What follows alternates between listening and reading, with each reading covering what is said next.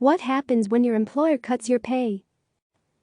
With the economy sitting at a standstill and revenue streams drying up, companies are looking for ways to reduce costs. And some are cutting salaries and benefits to help make ends meet. There is no workplace in the U.S. not affected by everything that is happening, said Vanessa Matsis-McCready, Assistant General Counsel and Senior HR Consultant at Engage PEO.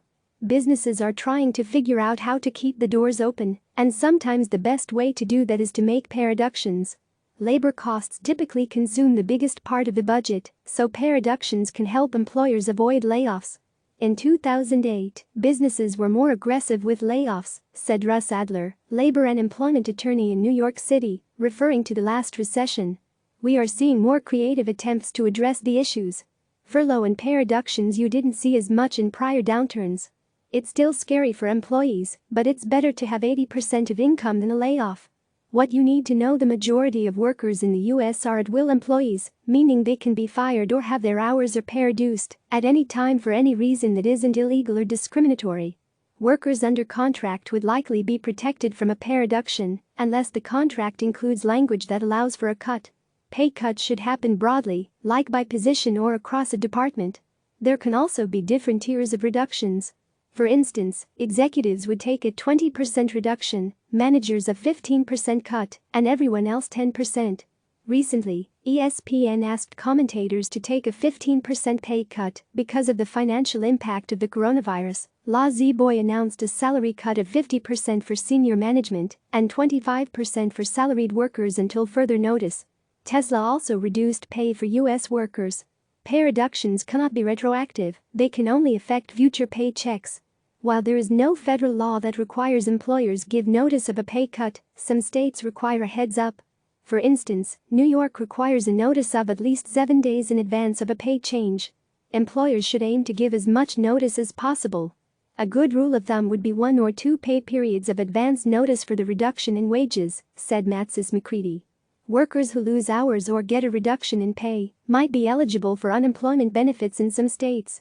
For non-exempt workers, which usually means they're hourly employees, a reduced paycheck cannot dip below either local or federal minimum wage laws, whichever is higher. Pay for most exempt employees, who tend to be salaried, cannot drop below $684 a week, or the state's required threshold, if it's higher, without being moved to non-exempt status. What you can do: no one wants to hear that their salary has been cut. And the news isn't fun for employers to deliver, either. Employers aren't doing this because they want to, but they have no choice, said Adler. There is no guarantee workers will return to their original salaries, even if the company sets that as a goal. Prudent employers are putting in cautionary language, said Adler. These are not contractual agreements. He recommended trying to get as much information as possible when you get the news. Ask which departments, positions and employees were affected, the new rate and expected length of the reduced salary. You should also confirm if there are any other changes to your employment, like benefits or the ability to use paid time off. You can try to negotiate for other things, but tread lightly. You don't want to be tone deaf in the request you make, said Matsis-McCready. She added that inquiring about a more flexible schedule or potential training when the economy improves could be acceptable. Other cuts that could be coming: brace yourself. Pay reductions could be just the first round of cost-cutting measures. Some companies have also reduced retirement benefits. La-Z-Boy, for example, also froze the company's 401k match when it implemented pay cuts.